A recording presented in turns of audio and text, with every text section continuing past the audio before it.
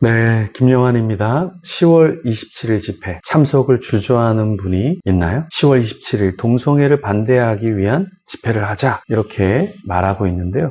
물론 이런 집회를 해도 됩니다. 참여해도 됩니다. 그런데 우리가 이런 섬김위를 세울 때 그리고 추진할 때 좀 더 순수하게 하고 합당한 자가 마이크를 잡고 집회를 이끌도록 해야 하지 않을까요? 아무나 다 참여하는 게 연합이 아니고요. 아무나 섬기는 게 연합이 아닙니다. 지혜가 필요하고 분별이 필요하죠.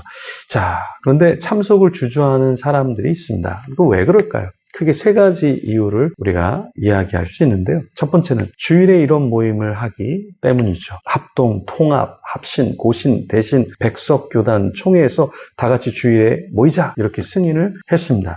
그것도 종교개혁 주일에 모이는 것을 승낙을 했는데요. 200만 명이 모이도록 결의를 했습니다. 대단한 일이죠. 그런데 주일날 왜 이런 집회를 해야 할까요? 수도권은 오전에 예배를 드리고 모일 수 있습니다. 그런데 지방의 교회들은 집회에 참석하기 위해서 새벽같이 혹은 아침부터 일찍 출발해야 합니다. 예배를 포기해야 하는 것이죠. 물론 버스 안에서 예배한다고 합니다. 그런데 목회자가 오면 그 교회 성도들은 어떻게 될까요? 예배를 섬기는 그 주요한 멤버들이 빠져버린다면 현장에 남아서 예배 드리는데도 곤란한 점도 있겠죠. 코로나 때 그렇게 예배를 사수해야 한다 이렇게 얘기했는데 종교개혁 주일에 이런 동성애 반대 집회를 해야 할까요? 토요일 날 하면 안 될까요? 10월 달에 공휴일이 있는데 그럼 공휴일에 하면 안 될까요? 왜 주일 성수를 그렇게 강조하고 예배를 위한 표준 준서 및 교단 헌법 예배 규정을 어기면서까지 주일날 해야 할까요? 주말에 반대 시위 집회를 한다는 거 이것이 괜찮은 것일까요? 우리 좀 생각을 해봐야 합니다. 두 번째, 200만 명 집회, 200억 헌금 이것을 추구하기 때문에 문제가 될 수 있습니다. 자, 순수하게 그냥 모여서 예배하자. 이스라엘 백성들이 회개하면서 미스바에서 모여서 우리가 회개하자 했던 것처럼 그냥 모일 수 있는 사람들이 모이면 좋은데 200만 명 목표를 갖고 있다라는 거. 그렇게 목표를 갖고 할 수 있습니다. 그런데 거기에 200억이라는 헌금 모금 무엇을 위한 것인가요? 순수한 회개, 자성. 그래서 미스바 회개 집회 같이 모여서 그냥 하나님 앞에 회개하는 마음으로 기도하고 흩어지면 어떨까요? 꼭 돈을 모아서 그 돈을 어떤 일을 위해서 한다는 것은 알지만 꼭 200억이라는 것을 모금하듯이 계좌를 띄우고 포스터를 만들고 헌금을 하게 하는 거 이것이 정말 시험에 들게 하는 그런 것은 아닌지 실족해 하는 그런 것은 아닌지 우리가 좀 돌아보면 좋겠습니다. 이벤트성 그런 집회보다는 순수하게 모이고 순수하게 흩어지는 것도 필요하리라고 봅니다. 자, 셋째, 어중이 떠중이가 모이는 연합집회이기 때문에 그렇습니다. 여기 연합집회 명단에 보니까 박호정, 더 크로스 처치도 명단에 있더라고요. 이 사람 지금 1년간 침례교회에서 신학 지도를 받기로 했죠. 합신에서는 1년간 이단 조사에 들어간 인물입니다. 이런 자도 함께 하는데 그냥 함께 하는 게 아니라 그 명단에 참여교회 지도자로 거기에 이렇게 명시가 되어 있습니다.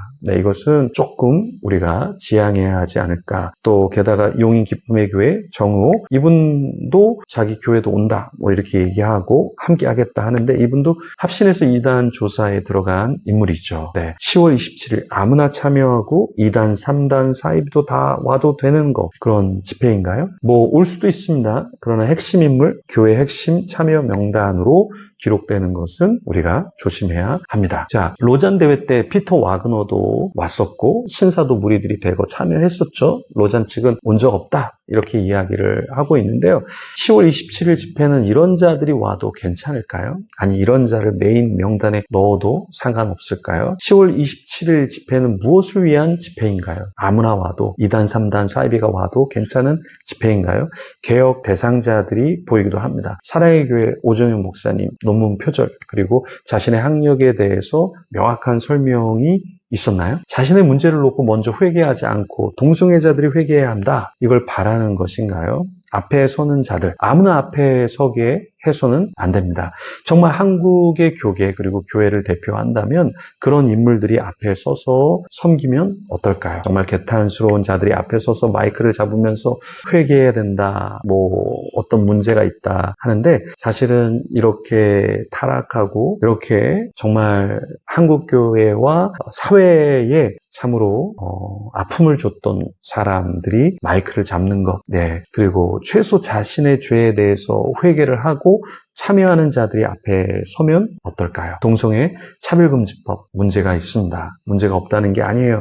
안창호 인권위원장이 말한 대로 아직 차별금지법은 위협스러운 부분이 있습니다. 그러나 이런 연합 집회도 위험스럽고 조심스러운 부분이 있다. 물론 이런 집회 해도 됩니다. 참여해도 됩니다. 그러나 섬김회를 세울 때는 좀 조심해야 됩니다. 추진할 때 그 속에 더 순수하고 합당한 자가 함께 하도록 하고 마이크를 잡고 집회를 이끌도록 해야 합니다. 아무나 다 참여하게 하는 게 연합 집회가 아닙니다. 어떤 문제를 일으켰던 사람이 마이크를 잡아서 면죄부를 주는 그런 집회가 연합 집회가 아닙니다.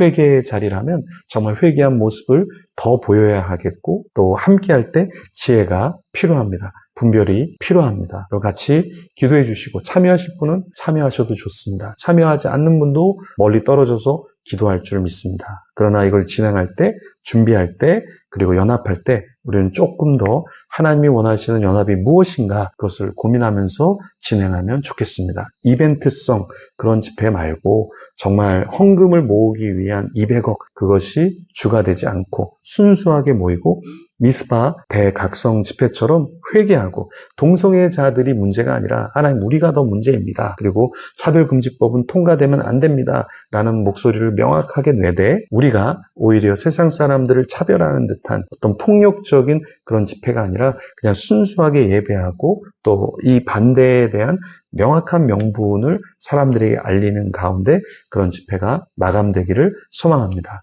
같이 기도해 주시면 감사하겠습니다.